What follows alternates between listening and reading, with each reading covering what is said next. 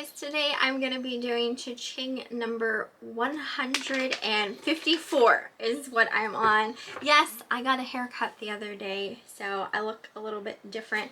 I actually feel like I can wear my hair down and not be just aggravated.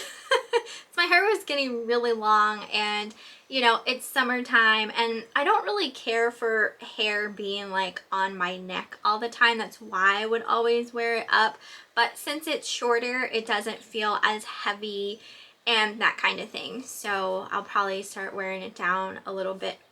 But anyway, let's get started into cha-ching. Like I said, number 154 we are on. I do have also a couple things to talk about at the end of this video, so stay tuned for that. The first thing that I have is a She-Ra Fashions outfit. They were called Fantastic Fashions. That sold for $39.99. Sold a set of 2 Waterford champagne flutes. Eric picked these up at a yard sale. I think he paid $25 for them, and they sold for $149, so that was a great pickup. We also sold a pair of Caterpillar brand work boots. Those sold for $59.99. I sold a set of 2 wrestling figures. These were called Legion of Doom. They sold for $49.99. So yes, wrestling figures are still selling. Also sold a set of 2 of these vintage stockinette kind of like posable bunny rabbit dolls. These were so stinking cute. I won these at an auction. The set of 2 of those sold for $99.99. This next item was 2 pieces of an LA Smith Blue Moon and Stars oil lamp. It was the shade and the base, but it was missing like the bracket kind of piece that would go in the middle of them. Eric found those 2 pieces at a church sale, and we just sold them as the replacement pieces, and they sold for $36.99. Sold a vintage My Little Pony outfit. See, like back in the day, like a lot of the vintage toys had separate like fashions that you could buy for them. Like My Little Pony had them too. So this was a My Little Pony outfit that sold for $29.99. I sold a set of 2 Lori Mitchell, Raggedy Ann, and Andy figures. I did have these for a little while. Picked these up at a yard sale at one point. I actually have a little bit, I wouldn't say a collection of Lori Mitchell figures, but I have some Halloween ones. Had these been Halloween, I would have kept them, but me personally, you know, I'm not the biggest fan of Raggedy Ann and Andy, so I sold them for $39.99. I sold a Topper Dawn doll of Groovy Gary. I'm assuming that was her boyfriend. This was in a baggie of Topper Dawn dolls that I purchased at a yard sale. I think I paid $2 or $3 for the bag. He sold by himself for $22.99. Sold a hammered copper wall hanging. This kind of had like a brutalist type of feel to it. One that's at an auction. I think Eric paid $1 for it, and that sold for $39.99. Next item came from a yard sale. This was a set of 4 crewel embroidered pictures. So these were all nicely framed. A set of 4 of those. Those sold for $29.99, and I think we paid $2 for them. Let's see, we sold that really large Thomas Webb pink fairy lamp. Eric picked this up at the antique store. That sold for $240.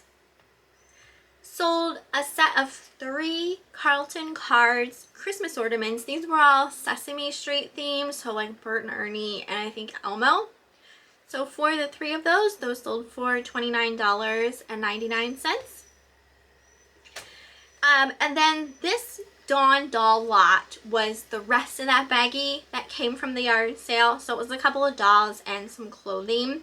That sold for $49.99. I had that on auction and like no one bid. So I just put it up as my starting price for the auction as a buy it now, and then someone did buy it at that price. I sold a vintage My Little Pony with some of his accessories. This was a Big Brother pony. His name was Chief. He was a firefighter, and he sold for $29.99. Sold a Monet trinket box. This one had a little lizard and dragonfly on the top of it. That sold for $23.99. Still have quite a few Monet trinket boxes left. This next item was kind of a recent yard sale pickup. It was a box that had this, it was like a reproduction tinsel garland. You know, that it looked like the older stuff, but you know, it was newer. That sold for $12.99. Sold a Boys Bears trinket box called Sunny Bouquet. That sold for $19.99. Here's another wrestling figure. This one was of Dusty Rhodes, and he sold for $79.99. This next item went to a subscriber named Karen. This was another set of Dawn dolls that I had. These ones I actually picked up at the antique store, and those sold for $25.99. Next item came from a yard sale. This was a book called Hex. It was actually like based on a like a true story that happened around my area. I've sold this book twice now. It's, you know, kind of popular, especially amongst, you know, people that live in the area. And I think I paid a quarter or 50 cents for it at the yard sale. It sold for $19.99. Sold a Lisa Larson pottery cat for $119.99. I also sold a Staffordshire lamb spill vase for $59.99. We recently got this at a yard sale. I want to say we paid $5 for it. I wanted to say. This next item was a set of two vintage, kind of winky faced plastic Easter Bunny picks. I picked these up at a yard sale. I think they were a quarter a piece or 50 cents a piece, and those sold for $14. This next item, kind of interesting, a little bit of a story behind it. So these were books that came up at the auction. They were just called Thomas Norfleet, 1666 and His Descendants. So basically it was like a genealogy type of books. So like when I saw them, I was like, wow, you know, I know a lot of people are into doing genealogy, and like I just knew that there was a market for this. I couldn't find these books like anywhere. So I told Eric, I was like, I don't know, I want to take a chance with these books, right? So it was a set of two of them. Actually, I think I have one more, because there was a volume 1 and a volume 2, and I think there was like 2 volume 1s or something like that. So I think I do still have one more book. Anyway, for the set of 2, they sold for $49.99. Again, I think I might have had these on auction first, but no one bid, so I put them up as a buy it now. They were purchased by a library. The Allen County Public Library in Fort Wayne, Indiana. Their genealogy department purchased these books. So they went to the library in Fort Wayne, Indiana. So if that's your library got my 2 books. So that was super fun to see that precisely what I was thinking kind of happened. I wasn't necessarily expecting a library to buy them, but I figured it was going to be someone who was, you know, interested in the genealogy aspect of those books. So that was really cool. I love when stuff like that happens. Next we have, and then the next item is just so weird and random, a vintage new old stock pair of Hanes tube socks. Those sold for $14.99. Sometimes you might see the price a little different than what I'm saying, and that's because I sent out an offer on it, and that was the offer I accepted kind of thing. I have been sending some offers, and sales have been kind of slow. Next I sold a Neon Star by Tokidoki bag that sold for $19.99. That came from a yard sale. I also sold a vintage rubber-faced plush dog for $59.99. Oh my gosh. So whoever purchased this, like when I sold it, you know what I mean? I sold it as, you know, I found it. I didn't try and like clean it or anything like that. Like I don't really know how to properly clean those types of plushies. Whoever purchased it, like absolutely cleaned it up. It looks so good. They sent a picture. I think they put it, I don't know if they sent it through message or they put it in like the feedback that they left, because you can leave pictures in feedbacks now. And it was like, oh my gosh, that is so awesome. So they got it and restored it back to like its, you know, original look, brand spanking new. So that was so awesome. I sold a vintage Teenage Mutant Ninja Turtles Donatello troll figure that sold for $29.99. Also sold an old Pyrex Starburst juice carafe or water carafe that sold for $125. That did come from an auction. Here's another set of 2 Waterford. These were old-fashioned glasses. Those sold for $85, and they came from that same yard sale that the flutes came from. Eric picked up. Same way with this next item, came from the same yard sale. This was an Irish shamrock rosary. I already sold one of these. That day I found 2 of these rosaries at 2 different yard sales, and they both sold for $19.99.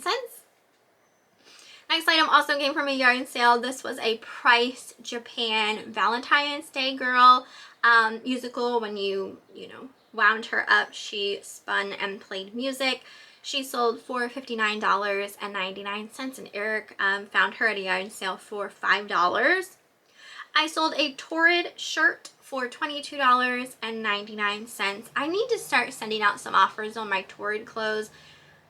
I think it was last year, I had gone to a yard sale and I got so many pieces of Torrid clothes for like $1 a piece, but I definitely feel like they're taking a while to sell, so I'm gonna have to start sending offers on them.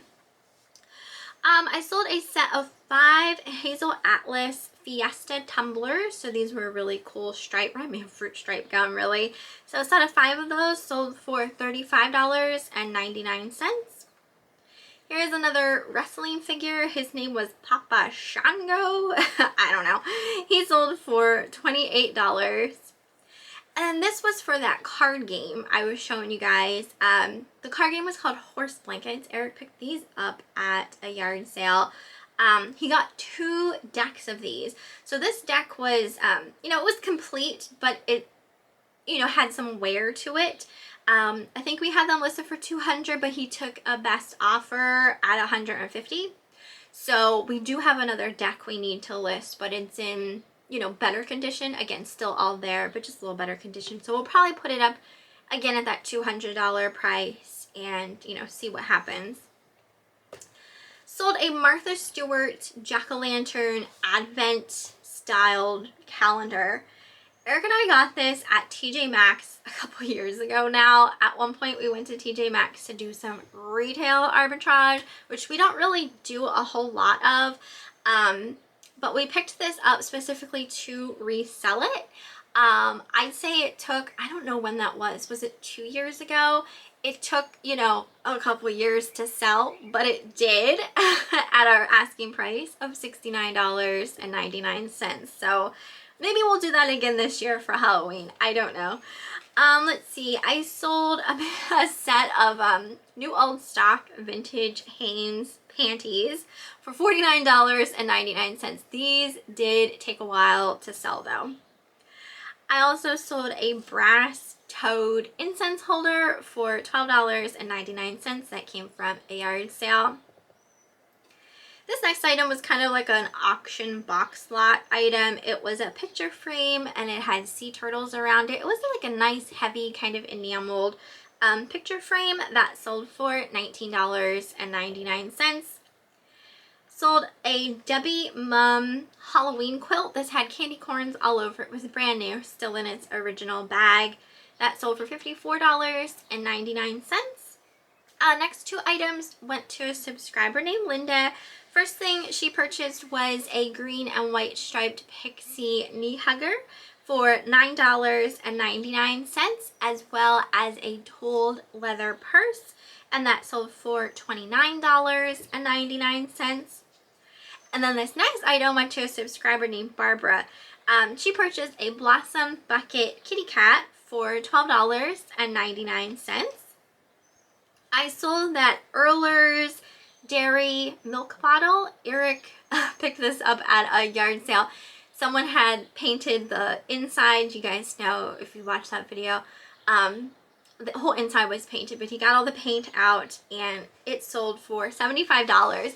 And the person who purchased it, that was their last name. So I don't know if it was any kind of relation to the dairy farm or anything like that, or if they just thought it was cool that their last name was on it, so they just, you know, got it for fun. I'm not sure, but when I saw that, I was like, well, that's neat. Let's see, the next item was a vintage My Little Pony called Dazzle Glow. She sold for $49.99.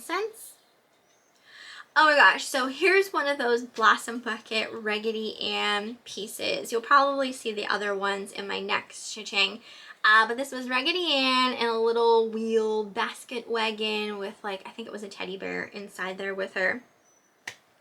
Got this at a yard sale. I paid 50 cents for it. It sold for $152.50. I'm telling you guys, like, Blossom Buckets, people overseas go crazy for them. And I also said, though, like, I have had troubles in the past where they get bid up like super high like this and then they don't get paid for. But knock on wood, every single piece that I listed that got bid up high by someone who won overseas paid for the item. So that's just amazing to me. So 50 cents into $152. Like, this is why I love reselling so much. It doesn't always happen so well like that, but my goodness, I love those types of sales. Next item was a purse by a company called Sharif that sold for $69.99. And the last thing that I have for this cha-ching is a vintage Jurassic Park kids wallet that sold for $17.99. So, as far as eBay goes, I am down sales 10.2%. I definitely feel like sales are slow. I feel like I've been saying that at like every cha-ching here lately. But you know, it will pick back up. It will. But you know, as of now, still kind of down. But then I also wanted to make mention of something that happened recently on eBay. So I was getting my cha-ching together and I saw my feedback rating and I was like, wait a minute, my feedback rating dropped. Why did my feedback rating drop? Like, did I get a bad feedback recently? So I looked at my feedback and I saw that I had gotten a negative. Just, I don't know, this would have happened between like last night and this morning. I got a negative feedback from someone on a wrestling figure, claiming that I'm selling fake wrestling figures. So let me tell you the backstory on this. The person who left this negative feedback, the transaction was canceled. They never got the item because I canceled their order. So it's kind of like a retaliation type of feedback because I canceled their order, and I will tell you why I canceled their order. So they won this specific wrestling action figure, and it was a more expensive wrestling action figure. And after they purchased it, they didn't ask me this before bidding. After, you know, they won, they were making demands to have this wrestling figure sent to some sort of authentication process.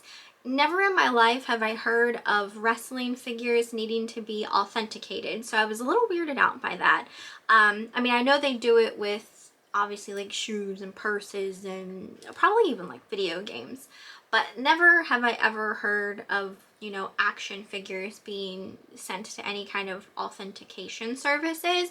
So they were demanding that, you know, they were going to be sending this figure to an authentication service and pretty much saying like it better be authentic or they're sending it back. So very much like demanding, kind of already sounding like they're going to be a problem, like they're going to claim that this authentication service said that the figure was fake and how they want their money back, and then, you know, I never receive the figure back or that kind of thing. Like it all just screamed scammy, scammy, scammersons to me personally. I mean, who knows? But I was not comfortable. I was not thrilled with the way that their messages sounded. Like it was just coming off like super, like, you know, rude. So I canceled the order. I just canceled it. Like I am not even going there with this person. I'd rather not, you know what I mean? So I canceled it, and they then left me the negative feedback saying I'm selling fakes. They never got the item, so, you know, it never went to any kind of authentication service to even say if it was fake or not. So I actually resold this wrestling figure in question to another buyer. Had no issues. Positive feedback.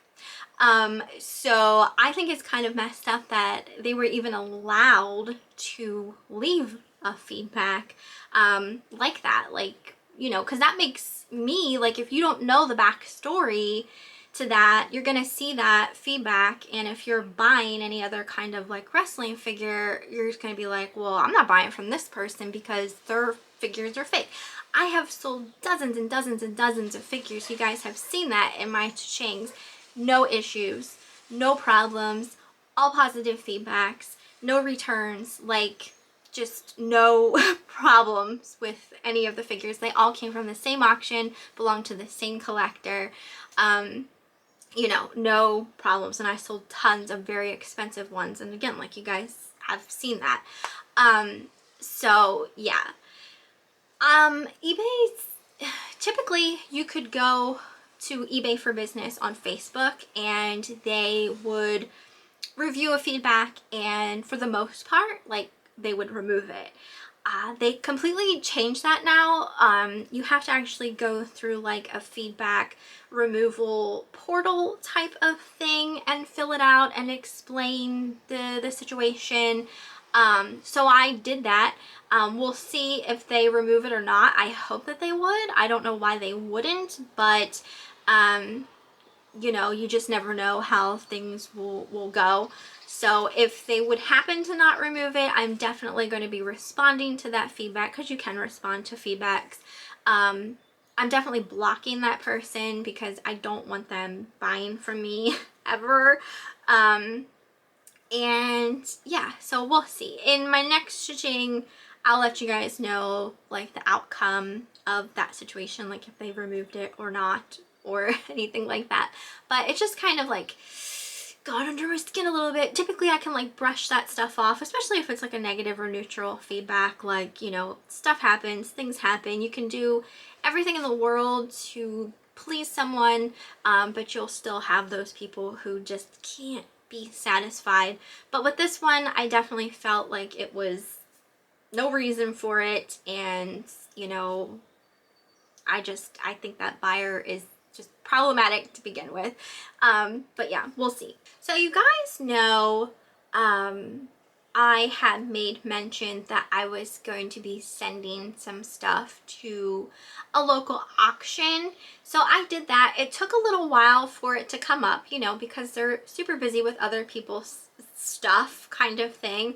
I didn't send a whole lot. I sent what amounted to a couple trays of costume jewelry. I sent in a box full of, you know, beauty products, some Christmas items, just some like random stuff. Like in the grand scheme, it wasn't a whole lot of stuff, and it wasn't anything that I necessarily thought was, I wouldn't say good, because obviously it's good usable stuff, but it's stuff that wasn't worth my time and effort to try to resell online kind of thing. So maybe not the best things for resellers to purchase, but you know, people who actually want the item and will use the item, and that kind of thing. So my stuff did come up and I got paid. My check was $100.12. So I was tickled pink with that because I was not expecting that much. I was expecting maybe 50 bucks. If that, because like I said, I just didn't think it was anything that mind-blowingly great.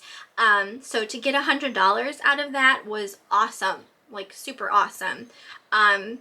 I definitely want to send some more stuff to the auction, so I will probably be doing that. I'm getting some more jewelry together as well as some more beauty stuff because I just have so much of it and I am getting tired of it just even being here. I just want to start getting rid of stuff. And that leads me to the next thing, where you guys know I was doing Whatnot for a little while and then I just kind of gave it up. I just gave it up. I'm gonna try again. I want more avenues of reselling, you know, other than eBay, other than sending stuff to auction, you know, other than my antique booth. So I'm gonna try Whatnot again. I'm gonna give it another go.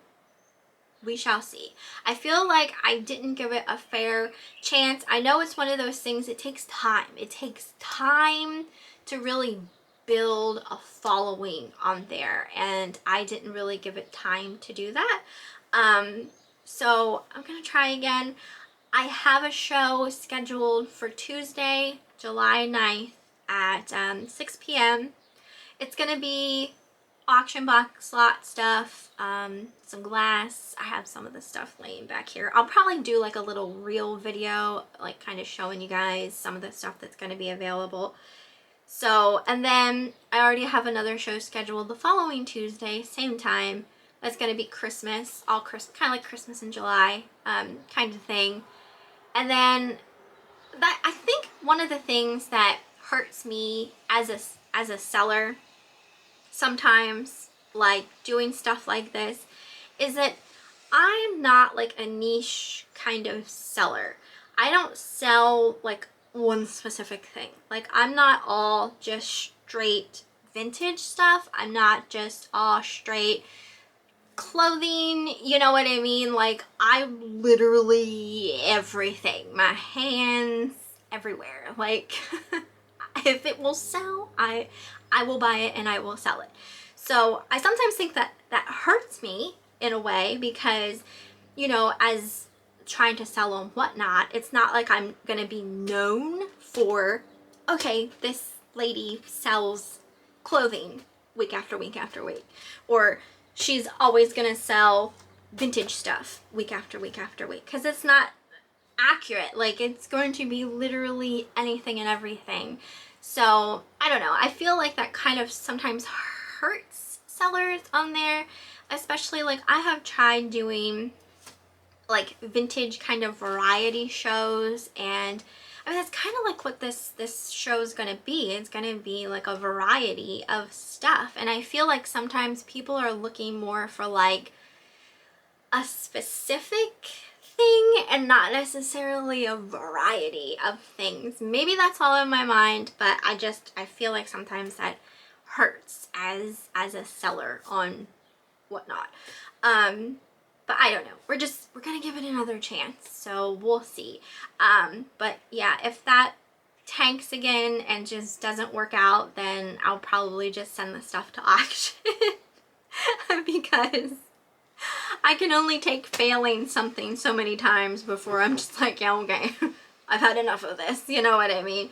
But yeah, I think Whatnot is hard, only because, like I said, it takes a long time to get a following on there, and you really have to be on, like, if not daily, the same day and time, week after week after week, you know, to get people who will consistently come into your shows and, you know, want to buy something or that kind of thing. It is just definitely a time-consuming process unless you get lucky and like straight off the bat you get all these people into your shows, no problem, just buy in. Like, it doesn't work like that for just, you know, your everyday reseller.